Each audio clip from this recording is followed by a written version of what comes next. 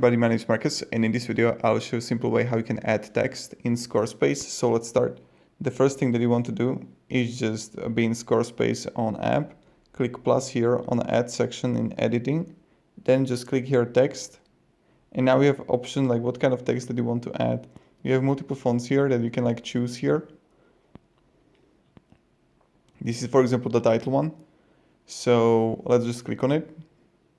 You can really choose which one you like. When I have it, I will just click edit, and then I get like section settings of format and background.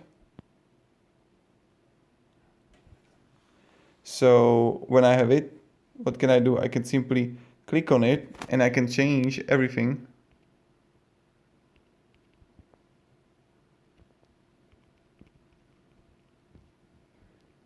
And you can simply